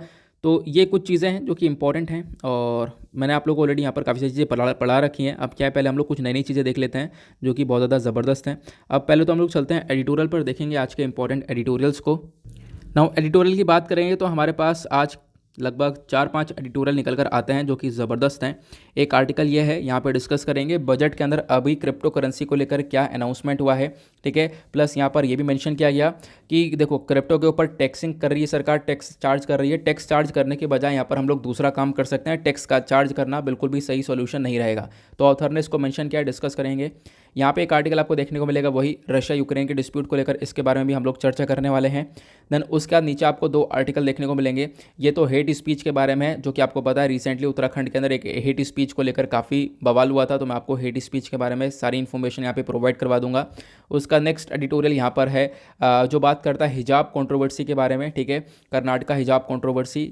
तो इसको हम लोग थोड़ा सा समझ लेंगे, मैंने आप लोगों को पहले भी यहाँ पर इसके बारे में पढ़ा रखा है। फिर उसके बाद एक लास्ट आर्टिकल है हमारे पास, आपको पता होगा कल भी आर्टिकल पब्लिश हुआ था जो हमारे लालू प्रसाद साहब है, ठीक है। तो इनके ऊपर एक और मतलब केस लग चुका है चारा घोटाला का, ठीक है। चारा घोटाला अपने आप में बहुत इंपॉर्टेंट केस रहा है, बहुत लंबे समय से 1995 से ये केस स्टार्ट हुआ था। तो अभी यहाँ पर एक और लांछन लग गए, एक और एलिगेशन लगा है चारा घोटाले को लेकर। तो फॉर्डर केस क्या है मैं समझाऊंगा आप लोगों को, ये चारा घोटाला केस है क्या, प्लस अब इनके ऊपर क्या कार्रवाई हो सकती है, वो सारी बातें हम लोग यहाँ पर मेंशन करेंगे और काफ़ी डिटेल से हम लोग इस घोटाले को भी समझने वाले हैं, ठीक है। एक अच्छा आर्टिकल है, काफ़ी डिटेल में यहाँ पर समझाया गया है, सारी बातें हम लोग देखेंगे। चलते हैं आगे। नाउ जो हमारा पहला एडिटोरियल है वो है साइन ऑफ पीस करके, ठीक है। तो हुआ क्या है, रशिया ने अपने जो ट्रूप्स हैं, अपने जो सोल्जर्स हैं, उनको पुल बैक कर लिया है, वापस बुला लिया, जैसे मैंने आप लोगों को बताया, ठीक है। और यहाँ पर आप कह सकते हो बताया गया कि ये कहीं ना कहीं असर है बातचीत का। इमानुअल मैक्रोन ने और साथ साथ जर्मन प्रेसिडेंट स्कॉल्स ने यहाँ पर काफ़ी डिस्कशन किया था रशियन प्रेसिडेंट से। तो उसके साथ बाद हम लोग देख पा रहे हैं काम हुआ है, बट अभी भी यहाँ पर काफ़ी सारी चीज़ें होना बाकी हैं। वो क्या क्या होगा मैं आपको बताता हूँ। तो रशिया ने अपना अनाउंसमेंट किया कि ये लोग क्या कर रहे हैं, अपने सोल्जर्स को, कुछ ट्रूप्स हैं उनको यूक्रेन के बॉर्डर से विड्रॉ कर रहे हैं, ठीक है। और ये अपने आप में एक तरीके से स्ट्रॉन्गेस्ट सिग्नल है डी एस्केलेशन का। मतलब कि यहाँ पर क्या हो रहा है, ये अपने जो ट्रूप्स है वो वापस से पीछे जा रहे हैं, डी एस्केलेट हो रहे हैं, ठीक है। रशिया ने अपने आप में यहाँ पर देखो मतलब इन्होंने मेंटेन किया है कि देखो ये रशिया ने ऑलरेडी बता रखा है कि हम लोग कोई भी ऐसा अटैक नहीं करने वाले यूक्रेन के ऊपर। रशिया यहाँ पर पहले से बोलता है कि हम लोग कोई अटैक नहीं करेंगे। यूएस अपने तरफ से रिपोर्ट लेकर आ रहा है कि यहाँ पे अटैक करा जाएगा, बट यहाँ पर रशिया बोला है हम अटैक नहीं करेंगे, ठीक है। लेकिन यहाँ पर फिर भी अटैक नहीं करेंगे, लेकिन उसके बाद भी बहुत सारे जो सोल्जर्स हैं रशिया के वो यूक्रेन के बॉर्डर पर देखने को मिले, जिसमें से कॉम्बैट एयरक्राफ्ट हो गया, वॉरशिप हो गया, S-400 मिसाइल डिफेंस सिस्टम हो गया। ये सारी जो वेपन्स है वो सब बॉर्डर के पास तैनात कर दिए गए थे रशिया के थ्रू, जिसकी वजह से डर काफ़ी ज़्यादा बढ़ा, ठीक है। फिर साथ साथ बताया गया यूएस ने यहाँ पर वार्निंग भी दी थी रशिया के ऊपर कि अगर रशिया मतलब यूएस ने यहाँ पे बोला कि जो रशिया है वो कभी भी इन्वेड कर सकता है, कभी भी यूक्रेन को कब्जा सकता है, एनी डे, कभी भी, ठीक है। और इसी चक्कर में जो अमेरिका है उसने अपनी एम्बेसी भी बंद कर दी है, जो कि यूक्रेन के अंदर जो कीव एरिया है वहाँ पर आपको ये एम्बेसी देखने को मिलेगी, तो उसको बंद कर दिया गया। और उसके साथ साथ बताया गया जो रशियन अप्रोच है कि आज के टाइम पर रशिया क्या कर रहा है, लगातार यहाँ पर आप कह सकते हो कि मिलिट्री प्रेशर डाल रहा है यूक्रेन के इर्द गिर्द। और उसके बाद यहाँ पर जब यूक्रेन के ऊपर प्रेशर डाला, दूसरी कंट्रीज़ निकल कर आई, यूएस उठा, यूरोपियन कंट्रीज़ उठी, ठीक है, जिन्होंने यहाँ पर बोला कि नहीं आप यूक्रेन को कब्जा नहीं सकते हो। तो उसके बाद डिस्कशन हुआ वेस्टर्न कंट्रीज़ के साथ, ठीक है। फिर अगर हम बात करें पिछले कुछ सप्ताह में जो यूरोपियन लीडर्स हैं, हंगरी के विक्टर ऑर्बन, फ्रांस के इमानुअल मैक्रोन हो गए, जर्मनी के ओलफ स्कॉल्स हो गए, तो ये सब मॉस्को विजिट करें, मतलब व्लादिमीर पुतिन के पास गए, इनके साथ डिस्कशन किया। और इस डिस्कशन का कोई भी ऐसा फ़ायदा देखने को मिला नहीं, बट फिर भी यहाँ पर बताया गया कहीं ना कहीं इसका असर पड़ा है, ठीक है। और यहाँ पर बताया गया कि जो है इन सभी कंट्रीज़ के जो भी लीडर थे ये सब गए और जिन्होंने सबके साथ डिस्कशन किया। और बेसिकली देखो पर्पस यहाँ पर क्या है ना, यहाँ पर जो जर्मनी के लीडर थे इन्होंने यहाँ पर ये बोला कि जो नेटो है, नेटो का कोई ऐसा मकसद नहीं है कि हम लोग यूक्रेन को नेटो के अंदर एंट्री दें, और रशिया ऐसा चाहता भी है। देखो मेजर मतलब रीज़न क्या है ना इस डिस्प्यूट के पीछे का, वो यह है, मान लो सपोज़ यहाँ पर आपको ये यूक्रेन देखने को मिलेगा, ऊपर रशिया देखने को मिलेगा, ये यहाँ पर बॉर्डर हुआ, तो जो नेटो कंट्रीज़ है, नेटो मतलब नॉर्थ अटलांटिक ट्रीटी ऑर्गेनाइजेशन, दूसरी तरफ आपको यहाँ पर रशिया देखने को मिलेगा। तो रशिया का कहना यह है कि जो नेटो ग्रुप है अपने आप में बढ़ता जा रहा है, ये बहुत सारी कंट्रीज़ को अपना हिस्सा बनाता हुआ जा रहा है। तो यूक्रेन ने रिसेंटली बोला कि हमें भी नेटो का पार्ट बनना है, नेटो ने बोला बनना है तो बन जाओ, ठीक है, बन लेना पार्ट। रशिया बिल्कुल भी नहीं चाहता कि यूक्रेन जो है नेटो का पार्ट बने, क्योंकि यूक्रेन का एक छोटा सा एरिया है क्रीमिया के नाम का, वो रशिया ने कब्जा रखा है। रशिया को पता है कि अगर यूक्रेन नेटो का पार्ट बनता है तो कहीं ना कहीं क्रीमिया भी रशिया के हाथ से छिन जाएगा। अब क्रीमिया रशिया के यहाँ से छीनेगा तो जो ब्लैक आपको सी देखने को मिलेगा, नीचे आपको ब्लैक सी भी नजर आएगा, उसके ऊपर से भी काफ़ी हद तक जो राइट्स है वो यहाँ पर रशिया के पास से चले जाएंगे। तो रशिया एग्जैक्टली चाहता है कि नेटो का मेंबर ना बने, लेकिन जो बाइडेन उन्होंने ऑलरेडी किससे यानी रशियन प्रेसिडेंट व्लादिमीर पुतिन से ऑलरेडी बोल रखा है कि अगर आगे ज़रूरत पड़ेगी तो डेफिनेटली यूक्रेन को नेटो का मेंबर बनाया जाएगा। तो इसी चक्कर में व्लादिमीर पुतिन काफ़ी गुस्सा है। व्लादिमीर पुतिन ने यहाँ पर क्या इन्होंने सोचा कि मैं ही कब्जा लूँ तो ज़्यादा बेटर है, मैं यहाँ पर पूरे यूक्रेन को कब्जा लूँगा तब हमारे कंट्रोल में ये अच्छे से रहेगा। तो ये डिस्प्यूट यहाँ पर देखने को मिला इनके बीच में। तो यहाँ पर बेसिकली फोकस है कि जो रशियन प्रेसिडेंट है इन्होंने कुछ शर्तें रखी हैं, आगे हम लोग उसके बारे में बात करेंगे, ठीक है। तो और साथ साथ यहाँ पर आर्टिकल में बताया गया भाई ये अभी बहुत जल्दी हो जाएगा अगर कहना है कि ये क्राइसिस ओवर हो चुका है। देखो अभी भी हम लोग नहीं कह सकते ये क्राइसिस ओवर हुआ है, तो अभी भी यहाँ पर काफ़ी सारे विवाद देखने को मिल सकते हैं। तो अभी ध्यान रखना, अभी क्राइसिस ओवर नहीं हुआ है, अभी बहुत सारे इश्यूज़ क्रिएट हो सकते हैं आने वाले टाइम पर। बट यहाँ पे बताया गया रशिया ने बोला कि हमारे अगर पीस चाहते हो, शांति चाहते हो, तो हमारी कुछ शर्तें हैं वो मान लो। पहली शर्त क्या है? पहली शर्त यहाँ पर रशिया ने बोला it does not want neighbour Georgia Ukraine to be a member of NATO, जो कि मैंने आप लोगों को बता दिया। जो जॉर्जिया और यूक्रेन आपस में जो कंट्रीज़ हैं तो ये नेटो का पार्ट नहीं बननी चाहिए, ऐसा रशिया ने बोल दिया, ठीक है। तो इसको यहाँ पर फॉलो किया जाए। फिर उसके बाद रशिया ने यहाँ पर दूसरी क्या शर्त रखी? रशिया ने यहाँ पर दूसरा मेजर रीजन रखा है कि ये जो चाहते हैं कि जो आज के टाइम पर बहुत सारे जो सोल्जर्स हैं, ठीक है, नेटो के, वो डिप्लॉय कर रखे हैं कहाँ पे? बाल्टिक कंट्रीज़ के आसपास। तो वो कंट्रीज़ के अंदर से भी जो यहाँ पे सोल्जर्स हैं उनको हटा दिया जाए। इसका मतलब क्या, मैं आप लोग को एक बार पिक्चर के थ्रू दिखा देता हूँ ताकि आप लोगों को पिक्चर के थ्रू चीज़ें अच्छे से क्लियर हो जाएं। एक सेकेंड, हाँ यहाँ पर ये पिक्चर, एक सेकेंड, हाँ ये रहा। यहाँ पर आपको देखने को मिलेगा इधर बेलारूस, इधर रशिया, ठीक है, इधर आपको नीचे की साइड आपको यूक्रेन देखने को मिल जाएगा। तो रशिया का कहना यह है कि आज के टाइम पर ना बहुत सारे नेटो के सोल्जर्स इस वाली कंट्रीज में भी देखने को मिलेंगे, तो यहाँ से भी हटा लिया जाए, यहाँ से भी पीछे कर लिया जाए। और बाकी ये तो है ही जो कि अभी यहाँ पर बताया कि यूक्रेन हो गया, यूक्रेन को आपको पार्ट नहीं बनाना है। जॉर्जिया आपको पीछे देखने को मिलेगा, जॉर्जिया को हिस्सा नहीं बनाना है नेटो का, ऐसा यहाँ पर रशिया बोलता है। तो हमारी डिमांड सुन लो, उसके बाद यहाँ पे हम लोग एक शांति को मेंटेन करने के ऊपर फोकस करेंगे। हालांकि इसमें और भी बहुत सारी चीज़ें बताई गई जिससे बोला गया एक शांति बनाई जा सकती है। वो क्या है? इमैनुअल मैक्रोन ने बोला कि हम लोग कुछ स्टेप्स उठा सकते हैं मिन्स्क टू डील को वापस से रिवाइव करके। देखो एक डील है मिन्स्क डील का, ठीक है, नाम क्या है? मिन्स्क। अब ये मिन्स्क क्यों पड़ा इसका नाम का, तो मैं आपको बताता हूँ। एक डील हुई थी बहुत लंबे समय पहले, लेकिन ये डील आज तक इंप्लीमेंट नहीं हो पाई। इसको मिन्स्क क्यों बोला गया? क्योंकि एक सेकंड, हाँ यहाँ पर आपको ये देखने को मिलेगा बेलारूस के अंदर जगह है मिन्स्क, ठीक है, यहाँ पर बैठ के डील हुई थी। तो इस डील के अंदर देखो हुआ क्या था, मैं आप लोगों को वो थोड़ा सा बता देता हूँ। देखो जो 5 सितंबर 2014 में जो रिप्रेजेंटेटिव थे यूक्रेन के और रशियन फेडरेशन था, ठीक है, साथ ही साथ यहाँ पर कुछ और लोग थे जिन्होंने यहाँ पर 2014 में मिन्स्क एग्रीमेंट किया था कि भाई अब क्या होगा कि जो यहाँ पर दोनबास वाला रीजन है वहाँ पे वॉर चल रही थी, ठीक है। दोनबास वाला रीजन कौन सा है? ये यूक्रेन का रीजन आपको देखने को मिलेगा। यहाँ पर वॉर सी चल रही थी, इस वॉर को रोका जाए। ये रीजन ऑलरेडी यहाँ पर रशिया हथिया चुका है, यहाँ पर रशिया का कंट्रोल काफ़ी देखने को मिलेगा। तो यहाँ पर डिस्कशन हुआ कि भाई यहाँ पर वॉर को इसको रोक दिया जाए, इसको लेकर ये मिन्स्क एग्रीमेंट हुआ था।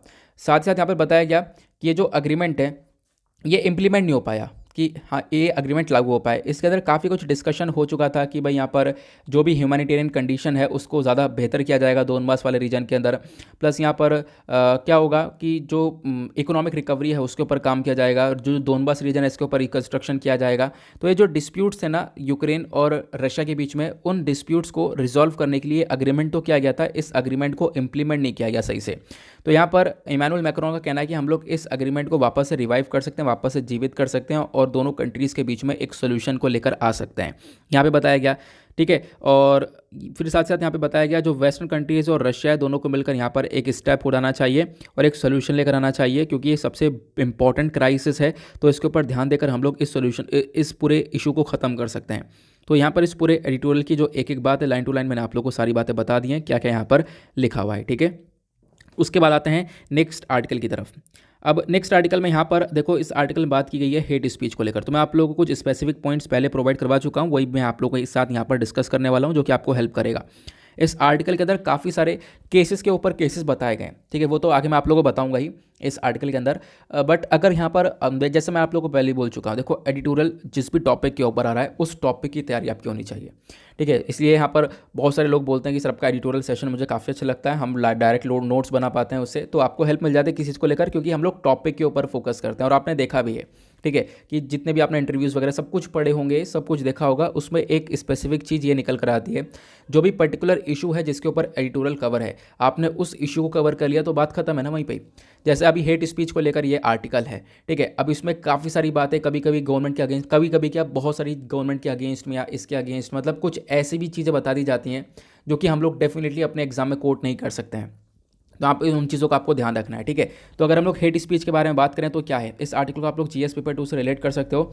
तो न्यूज़ क्या है, तो हाल ही में एक एफआईआर फाइल करी गई थी, एक लीडर हैं उत्तराखंड के, यहाँ पर आप पिक्चर ये देख पाओगे, इन्होंने यहाँ पर कुछ हेट स्पीच दे दी थी, जिसकी वजह से यहाँ पर क्या हुआ, इनके ऊपर काफ़ी सारी कार्रवाई वगैरह चली है।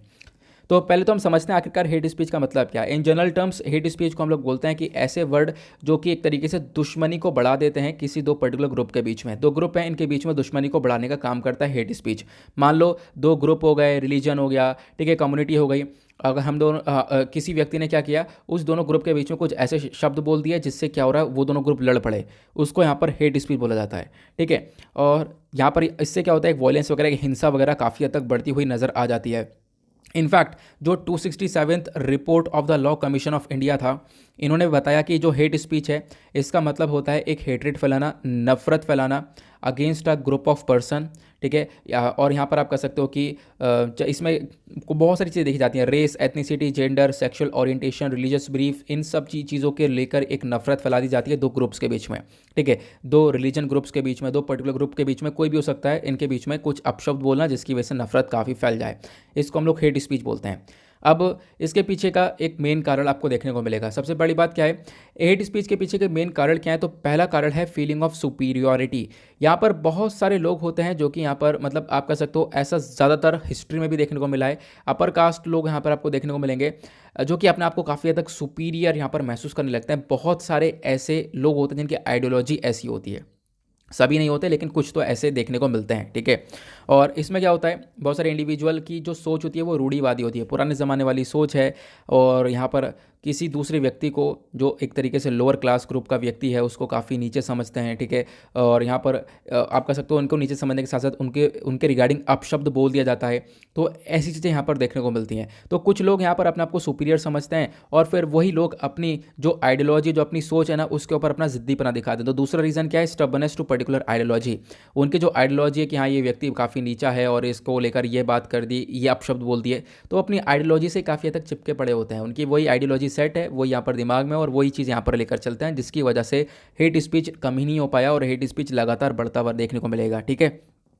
अब यहाँ पर क्वेश्चन है कि चलो अगर कोई हेट स्पीच कर रहा है तो ठीक है, मतलब ठीक तो नहीं है वो, अगर कोई हेट स्पीच कर रहा है तो उसको कैसे सज़ा दी जा सकती है, ये आपको पता होना चाहिए, लीगल पोजीशन क्या है। तो जो हमारा इंडियन पिनल कोड है, इंडियन पिनल कोड के अंदर काफ़ी सारे सेक्शन मेंशन है। सेक्शन 153 ए और सेक्शन 153 बी आपको देखने को मिलेगा, 153, ठीक है, 153 ए 153 बी आपको देखने को मिलेगा इंडियन पिनल कोड का, जहाँ पे बताया गया कि अगर कोई भी व्यक्ति इस प्रकार से नफरत फैलाता है दो ग्रुप्स के बीच में तो डेफिनेटली उसको पनिशमेंट मिलेगा। उसी प्रकार से इंडियन पिनल कोड का सेक्शन 295 ए यहाँ पर देखने को मिलेगा, जो कि डील करता है कि बिल्कुल यहाँ पर कोई भी अगर ऐसा काम करता है, कोई भी यहाँ पर एक तरीके से रिलीजियस फीलिंग्स के रिगार्डिंग एक तरीके से कोई भी यहाँ पर गलत बातें फैलाता है और जानबूझकर यहाँ पर उसका एक मैलिशियस इंटेंशन है, जिसकी वजह से यहाँ पर एक हिंसा क्रिएट करा है दो ग्रुप्स के बीच में, तो अगेन यहाँ पर उसको पनिशमेंट मिलेगा। उसके बाद जो दूसरे सेक्शन देखने को मिलेंगे, ये तो हमने इंडियन पिनल कोड के सेक्शन 153 ए 153 बी और साथ ही साथ 295 ए के बारे में बात की। उसके साथ साथ सेक्शन 5051 और सेक्शन 5052 भी देखने को मिलेगा, जो कि बात करता है कोई व्यक्ति अगर कोई ऐसा पब्लिकेशन बनाता है या फिर कोई ऐसा कंटेंट को सर्कुलेट करता है जिसकी वजह से एक हेट्रेड, एक नफरत फैल रहा है दो ग्रुप्स के बीच में, तो अपने आप में वो भी एक बहुत बड़ा ऑफेंस माना जाएगा, ठीक है। अब ये तो हो गई सारी बातें कि भाई यहाँ पर सज़ा मिल सकती है। उसके साथ साथ रिप्रेजेंटेशन ऑफ पीपल्स एक्ट के अंदर भी काफ़ी सारी सज़ा लिखी गई है। जो सेक्शन 8 है रिप्रेजेंटेशन ऑफ पीपल एक्ट का, वो यहाँ पर बोलता है कि यहाँ पर अगर कोई व्यक्ति ये इलीगल काम करता है, ठीक है, तो इससे यहाँ पर उसको रोकने पे, मतलब उसको रोकने के लिए हम लोग section 8 of the representation of people act का इस्तेमाल कर सकते हैं। कैसे कि अगर कोई व्यक्ति यहाँ पर कुछ अपशब्द बोलता है, कोई यहाँ पर नफरत क्रिएट करता है दो पर्टिकुलर ग्रुप्स के बीच में, तो उसको इलेक्शन नहीं लड़ने दिया जाएगा, ठीक है। साथ ही साथ यहाँ पर इसी रिप्रेजेंटेशन ऑफ पीपल एक्ट का सेक्शन 123(3)(a) क्या बोलता है कि अगर कोई व्यक्ति यहाँ पर इलेक्शन लड़ रहा है और इसमें यहाँ पर ये मतलब ये race, religion, community, caste, language, इन सब चीज़ों को लेकर यहाँ पर क्या हेट स्पीच फैला रहा है, इनका यूज़ ले रहा है, तो डेफिनेटली वो जो इलेक्शन होगा वो यहाँ पर करप्ट इलेक्टोरल प्रैक्टिसेस कहलाएगा। तो कोई व्यक्ति यहाँ पर इलेक्शन नहीं लड़ सकता अगर यहाँ पर इस प्रकार से चीज़ें करेगा तो, ठीक है। अब क्या हुआ कि जो इंडियन पीनल कोड है ना, इसके अंदर पनिशमेंट तो बता दी गई हेट स्पीच को लेकर। अब कुछ सजेशन भी बताए गए। सजेशन क्या थे, मतलब देखो कमेटी बनी अलग अलग। एक बनी थी विश्वनाथन कमेटी 2019 में। इन्होंने बताया कि भाई जो सेक्शन 153C क्लॉज भी है, इसके अंदर थोड़े से बदलाव करो। बदलाव क्या करो, इसमें सज़ा को बढ़ा दो। पनिशमेंट जो है 2 साल की कर दो अगर कोई यहाँ पर हेट स्पीच करता है, और फाइन भी मारो, साथ ही साथ 5,000 रुपये तक का फाइन भी मारो। उसके बाद यहाँ पर एक दूसरी कमेटी बनाई गई, बेस बरुआ कमेटी 2014 के अंदर। इन्होंने भी बताया, इन्होंने यहाँ पर सेक्शन 153C को अमेंड किया। इन्होंने बोला कि भाई पनिशमेंट को इंक्रीज़ कर दो, 5 साल से इंक्रीज़ करो, और अगेन यहाँ पर फाइन मारो, या फिर पनिशमेंट और फाइन दोनों साथ ही साथ यहाँ पर चार्ज करो। ऐसा तो यहाँ पर मतलब अलग अलग कमिटीज़ आई हैं जिनका मेजर फोकस था कि हम लोग क्या कर सकें, इस हेटरेट को, इस यहाँ पर जो ये अपशब्द वाली जो हेट स्पीच देखने को मिलती है, इस हेट स्पीच को हम लोग पूरी तरह से ख़त्म कर सकें। ये हमारा मेजर फोकस रहा है। लेकिन यहाँ पर चीज़ें अच्छे से अभी भी इंप्लीमेंट नहीं हो पाई हैं, काफ़ी जगह पर हेट स्पीच देखने को मिल जाती है। तो एट द लास्ट इसका वे फॉरवर्ड क्या है, देखो सबसे एफिशिएंट तरीका है कि भाई आप लोग एजुकेट करो लोगों को। जो एजुकेशन सिस्टम है वो बहुत इंपॉर्टेंट रोल प्ले कर सकता है। एजुकेशन दे सकते हो आप लोगों को कि बता सकते हो हेट स्पीच से आखिरकार कितना बड़ा इम्पैक्ट यहाँ पर पड़ सकता है, ठीक है। ये यहाँ पे काम किया जा सकता है, तो आपको इसके बारे में ध्यान रखना है। अदरवाइज़ चीज़ें तब भी नहीं सुधरती हैं। तो यहाँ पर इस हेट स्पीच को एक बड़े से प्लेटफॉर्म पर, जैसे यूनाइटेड नेशन के प्लेटफॉर्म पर लेकर जाकर हम लोग दुनिया भर के अंदर यहाँ पर काफ़ी सारी चीज़ें बता सकते हैं कि हेट स्पीच को हम लोग रोकने के लिए काम करना चाहिए, ठीक है। तो यहाँ पर ध्यान रखना इसके बारे में। काफ़ी सारी चीज़ें मैंने आप लोग को हेट स्पीच के बारे में बता दी है। ये कुछ स्टैटिक पॉइंट्स है जिसके बारे में आप लोग चीज़ों को अपने पास रेडी कर सकते हो, रेडी रखा जा सकता है, और कोई भी क्वेश्चन आता है तो डेफिनेटली उसको आप लोग सॉल्व कर पाओगे। उसके बाद आते हैं अगले आर्टिकल पर। नाउ यहाँ पे बात की है अनदर फॉर्डर केस के बारे में, मतलब कि एक और चारा घोटाला देखने को मिला है लालू प्रसाद जी के थ्रू, तो इसको हम डिस्कस करेंगे। तो यहाँ पर एक सेकंड में कुछ आर्टिकल्स लेकर आया था। हाँ, ये आर्टिकल आपको देखने को मिलेगा। ये फॉर्डर स्कैम केस आखिरकार क्या है, हम लोग इसको समझेंगे। सारी टाइमलाइंस यहाँ पे प्रोवाइड करवा रखी हैं। जैसे ही केस स्टार्ट होता है 1995 में, 1995 के अंदर। 1995 में यहाँ पर क्या होता है, ये लोग यहाँ पर, इनकी सरकार जो है घोटाला कर दी काफ़ी सारे, मतलब बिहार के अंदर लालू प्रसाद ये घोटाला करते हैं। ये किस चीज़ को लेकर, देखो जो भी फॉर्डर होता है, मतलब फॉर्डर मतलब जो चारा होता है, पशुओं के लिए जो चारा लाया जाता है, ठीक है। अब इसके लिए काफ़ी सारा पैसा भी अनाउंस किया जाता है। तो क्या हुआ, वो जो पैसा है ना, वो सरकारी खजानों से निकाल लिया गया गलत तरीके से, और साथ साथ उसका यूज़ नहीं किया गया। अब यहाँ पर उन्होंने सरकारी खजानों, सरकारी ट्रेजर से निकाल लिया वो पैसा, और उसके बाद यहाँ पर आपस में ये लोग सब पैसा खा गए। तो जिसकी वजह से एक सबसे बड़ी प्रॉब्लम यहाँ पर क्रिएट होती है। इसी वजह से उसको हम लोग चारा घोटाला बोलते हैं। तो 1996 जनवरी की बात है, मतलब 1995 में एक घोटाला किया। 1996 में क्या हुआ, ये जो केस है ये बिल्कुल लाइट में आ चुका था, मतलब लोगों को पता चल गया था। क्यों? क्योंकि एक डिप्टी कमिश्नर थे और चाईबासा के, जिन्होंने यहाँ पर एक तरीके से रेड मार दी थी। कहाँ पर? एनिमल हस्बेंड्री डिपार्टमेंट के अंदर। जब रेड मारी तो काफ़ी कुछ पता चला। फिर 1996 के अंदर पटना हाई कोर्ट ने यहाँ पर सीबीआई से, देखो जब रेड मारी है तो एक मतलब पक्के प्रूफ मिल चुके थे, भाई घोटाला हुआ है, पैसा की हेराफेरी हुई है। तो फिर 1996 के अंदर पटना हाई कोर्ट ने सीबीआई से बोला कि आप भाई इस केस की जांच पड़ताल करो, इन्वेस्टिगेट करो। फिर सीबीआई ने यहाँ पर इन्वेस्टिगेशन किया, और फिर उसके बाद 1997 में सीबीआई ने चार्जशीट तैयार कर दी कि बिल्कुल घोटाला हुआ है। और 1997 में लालू प्रसाद को यहाँ पर रिज़ाइन करना पड़ा। तो बिहार के सीएम थे उस समय, फिर रिज़ाइन करना पड़ा। बाद में इन्होंने यहाँ पर सरेंडर कर दिया सीबीआई के सामने, और फिर उसके बाद इनको कस्टडी जो के अंदर लिया गया, जुडिशियल कस्टडी में लिया गया। फिर उसके बाद 1997 में इन्होंने रिज़ाइन तो कर दिया, लेकिन अप्रैल 2000 में राबड़ी देवी यहाँ पे, जो कि इनकी वाइफ है, उनको यहाँ पर एक तरीके से मतलब सीएम बनवा दिया था, जो आपको ध्यान रखना है। लेकिन फिर क्या हुआ, इनका भी नेम केस के अंदर आ गया, तो राबड़ी देवी का भी नाम केस के अंदर आ गया था। फिर अक्टूबर 2001 के अंदर सुप्रीम कोर्ट ने केस ट्रांसफ़र कर दिया झारखंड हाई कोर्ट को, ठीक है, क्योंकि फिर उसके बाद बंटवारा हो गया था। आपको पता है साल 2000 के अंदर झारखंड जो है अलग स्टेट बन चुका था। तो यहाँ पर क्या हुआ, फिर उसके बाद ये जो केस है वो यहाँ पर झारखंड हाई कोर्ट के अंदर आ गया। फिर फरवरी 2002 के अंदर क्या हुआ है, स्पेशल कोर्ट, जो स्पेशल सीबीआई कोर्ट था बेसिकली, यहाँ पर उसका ट्रायल स्टार्ट हुआ। तो अलग अलग यहाँ पर आप कह सकते हो ट्रायल स्टार्ट होते रहे, ठीक है। तो लेकिन 2006 के अंदर एक लोअर कोर्ट था, जिन्होंने यहाँ पर लालू प्रसाद को और राबड़ी देवी को, दोनों को एक्विट कर दिया था, दोनों को यहाँ पर एक तरीके से छोड़ दिया था, ठीक है। तो उसके साथ साथ यहाँ पर आप देख पाओगे मार्च 2012 के अंदर अगर हम बात करें तो वापस से यहाँ पर क्या होता है, कुछ चार्जेस वगैरह लगाए जाते हैं लालू प्रसाद के अगेंस्ट में, जगन्नाथ मिश्रा के अगेंस्ट में। तो काफ़ी सारे चार्जेस, क्योंकि देखो क्या है ना, ये केस धीरे धीरे खुला है, अलग अलग पार्ट्स में यहाँ पर ये केस खुलता हुआ आया है, ठीक है। तो इसी वजह से यहाँ पर बार बार ये चर्चा में देखने को मिलेगा। फिर साल 2013 के अंदर एक ट्रायल कोर्ट ने यहाँ पर वापस से लालू यादव को कॉन्विक्ट साबित किया, जगन्नाथ मिश्रा को कॉन्विक्ट साबित किया, और 45 अदर लोग भी यहाँ पर इसी स्कैम के अंदर फंसते हुए नजर आए। लेकिन अभी क्या बोला जा रहा है, अभी ये बताया गया है कि अभी साल 2021 के अंदर फिर से, अभी 21 फरवरी, सॉरी साल 2022 के अंदर जो साल चल रहा है, अभी 21 फरवरी को एक और यहाँ पर डिसीजन आएगा, क्योंकि यहाँ पर क्या हुआ है, एक और बार एक और केस के अंदर यहाँ पर एक कॉन्विक्ट साबित हुए हैं, मतलब कि अपराधी साबित हुए हैं, ठीक है। तो ये आपको ध्यान रखना है। तो यहाँ पे बताया गया टोटल जो अमाउंट है, पहली बात मैं आपको बता दूं, देखो ये जो केस है ना, ये अलग अलग केस में देखने को मिले। एक चाईबासा ट्रेजरी है, चाईबासा ट्रेजरी मतलब यहाँ से सरकारी खजाना, जहाँ से यहाँ पर इतना पैसा निकाला गया था, यहाँ पर 37 करोड़ रुपए का मामला देखने को मिला था। यहाँ पे लालू यादव को मिली थी जेल टर्म, मतलब जेल के अंदर डाला गया था 5 साल के लिए। उसका देवघर ट्रेजरी, ठीक है, 90 लाख का ये मामला था। चाईबासा ट्रेजरी अगेन यहाँ पर ये 33 करोड़ का यहाँ पर मामला था। तो आप देख पाओगे ये काफ़ी सारे पैसे एक तरीके से निकाला गया, यहाँ पे बताया जा रहा है। और एग्जैक्टली अगर हम टोटल अमाउंट देखें, फिर लास्ट में जो जितने भी बार यहाँ पर इधर उधर से पैसा निकाला गया है, अगर हम टोटल अमाउंट देखें तो लगभग यहाँ पे बताया गया 940 करोड़ रुपए यहाँ पर इनकी हेराफेरी हुई है, इधर से उधर किया गया है इस पूरे चारा घोटाला के अंदर, ठीक है।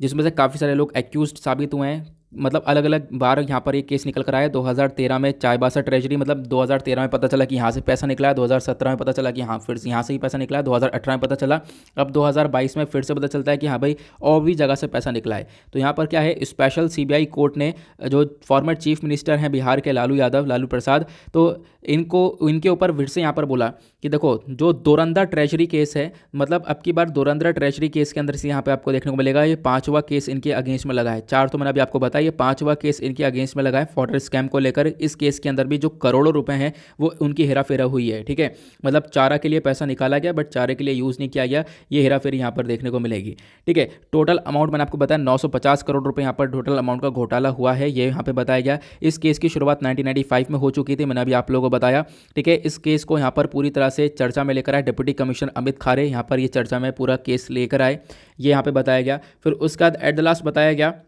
कि अब वापस से यहाँ पे कार्रवाई जारी है, और उसके बाद 21 फरवरी को यहाँ पर पता चलेगा क्या होने वाला है। 21 फरवरी को कुछ और भी यहाँ पर जजमेंट्स वगैरह आने वाले हैं इस केस को लेकर। फिर मैंने आपको चारा घोटाला के बारे में बताया गया, चारा घोटाला कैसे हुआ, ठीक है, कौन कौन सी तारीख को 1995 से स्टार्ट हुआ, ठीक है, कैसे कैसे स्टार्ट हुआ, वो सारी बातें यहाँ पर लिखी गई हैं। चाहे तो आप लोग इसको एक बार रीडअप कर सकते हो, रीडअप करोगे तो डेफिनेटली सारी चीज़ें यहाँ पर क्लियर हो जाएंगी, ठीक है। तो पूरा का पूरा यहाँ पर कौन कौन सी तारीख को क्या क्या हुआ है वो चीज़ें मेंशन करी गई हैं, जो कि आपको एग्जाम में डेफिनेटली हेल्प नहीं करेगा, लेकिन यहाँ पर पता होना चाहिए आपको। फिर उसके बाद एट द लास्ट यहाँ पर एक टॉपिक ये भी आता है कि क्या यहाँ पर लालू को जो लालू प्रसाद इनको अगेन यहाँ पर एक जेल होने वाली है। तो स्पेशल सीबीआई जज एसके शशि ने यहाँ पर आप कह सकते हो कि बताया, जो मतलब कि इनको अभी जो भी लालू प्रसाद है इनको 21 फरवरी को सेंटेंस किया जाएगा, 21 फरवरी को बताया जाएगा जो भी सज़ा वगैरह होनी होगी। लेकिन देखो मुश्किल है जेल हो, क्योंकि यहाँ पर इन्होंने अपनी आधी सज़ा काट ली थी, फिर उसके बाद ये बेल पर बाहर निकल गए थे। बीच में काफ़ी बार बेल में बाहर निकलते रहे, बेल पे बाहर निकले वापस गए, बाहर निकले वापस गए, ऐसी चीज़ें चलती रही। तो बेल पे बाहर निकले हुए हैं, अभी भी बेल पे बाहर आपको देखने को मिलेंगे। तो यहाँ पर बोला जा रहा है कि मुश्किल है यहाँ पर जेल में डाला जाए, क्योंकि उम्र काफ़ी ज़्यादा हो चुकी है, ठीक है, 73-74 की यहाँ पर उम्र हो चुकी है, जिसकी वजह से यहाँ पर हो सकता है कि अभी जेल के अंदर ना डाला जाए, तो वो आने वाले टाइम पर पता चलेगा। तो इसी वजह से ये केस चर्चा में, आई होप आप लोग यहाँ पर इसके बारे में समझ गए होंगे फॉर्डर स्कैम क्या है, ठीक है, चारा घोटाला केस आखिरकार क्या है। नाउ चलते हम लोग अपने अगले आर्टिकल की तरफ। ना उसके बाद आपको अगला आर्टिकल ये देखने को मिलेगा, ये बात करता है किस चीज़ को लेकर, बजट को लेकर, ठीक है। मैं भी आपको बताता हूँ एग्जैक्टली और आर्टिकल में ऑथर ने क्या बोला है। आर्टिकल में ऑथर यहाँ पर मेंशन करते हैं अभी रिसेंटली बजट 2022-23 आया।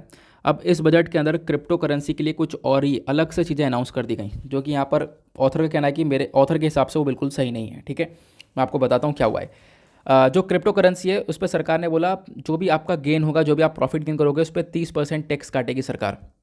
मान लो आपने क्रिप्टो करेंसी के अंदर इन्वेस्ट कर रखा है, बिटकॉइंस वगैरह में इन्वेस्ट कर रखा है, उस पर आप लोगों ने 1 लाख रुपए कमा लिए, ठीक है। अब 1 लाख रुपए आपको यहाँ पर गेन हुआ है, तो इस वजह से क्या होगा भाई, 30,000 रुपये उठाकर सरकार के लिए अलग रख दो, ये टैक्स यहाँ पर सरकार ले लेगी।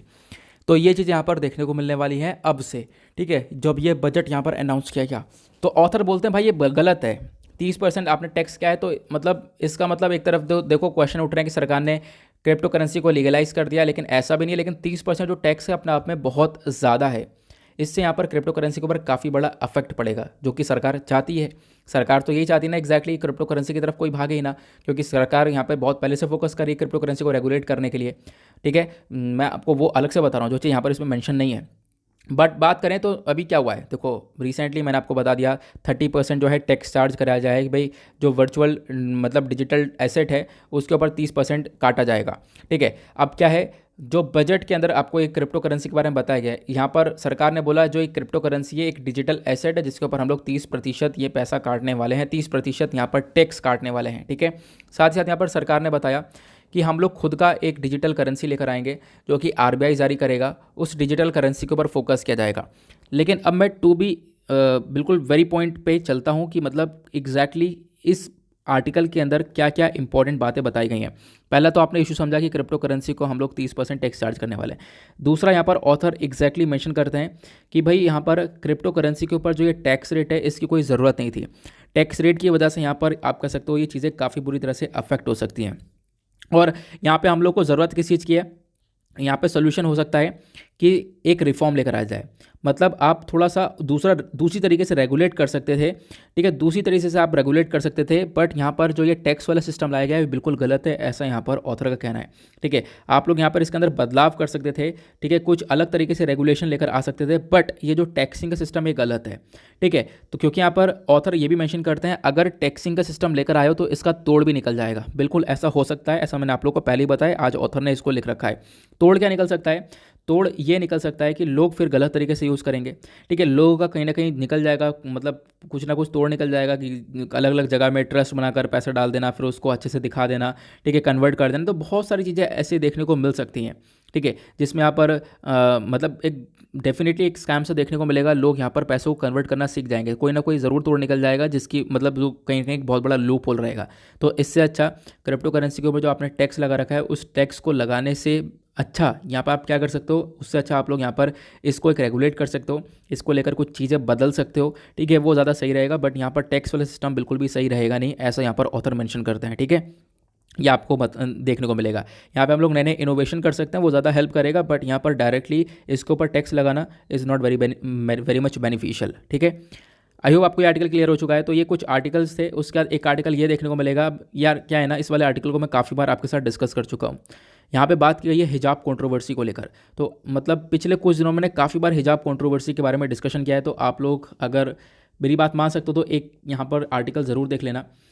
देखो करना क्या है, आज क्या है, आज 17 फरवरी है और आज थर्सडे है ना।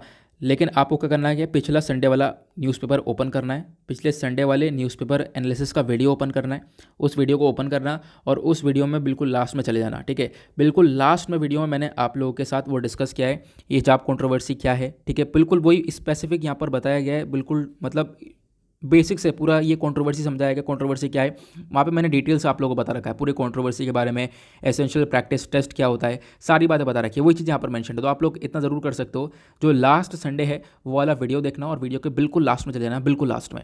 ठीक है, आपको वो आर्टिकल बिल्कुल अच्छे से समझ में आ जाएगा। ओके, तो आई होप आप लोग चले जाओगे, लास्ट में उस आर्टिकल को देख लोगे, आपको वो क्लियर हो जाएगा। नाउ उसके बाद हम लोग अपने क्वेश्चन को देखेंगे, जो कि प्रीवियस ईयर का क्वेश्चन यहाँ पर लिया गया था। 2018 में क्वेश्चन पूछा गया था, रूल ऑफ लॉ इंडेक्स को रिलीज़ किया गया है किसके थ्रू, तो यहाँ पर इसका करेक्ट आंसर है answer D, World justice project. ठीक है, तो यहाँ पर ये टॉपिक 2018 में काफ़ी चर्चा में था, वर्ल्ड जस्टिस प्रोजेक्ट ने यहाँ पर रूल ऑफ लॉ इंडेक्स को रिलीज़ किया था, तो आपको इसके बारे में ध्यान रखना है। ठीक है, तो ये कुछ चीज़ें हैं, आई होप आप लोगों को क्लियर हो चुका है और पूरा एनालिसिस हम लोगों ने कवर कर लिया है। नाउ इसी के साथ करते हैं हम लोग अपने लेक्चर को समाप्त, मिलते हैं आप लोगों से नेक्स्ट वीडियो में। आज के लिए bye bye, have a nice day, thank you and जय हिंद।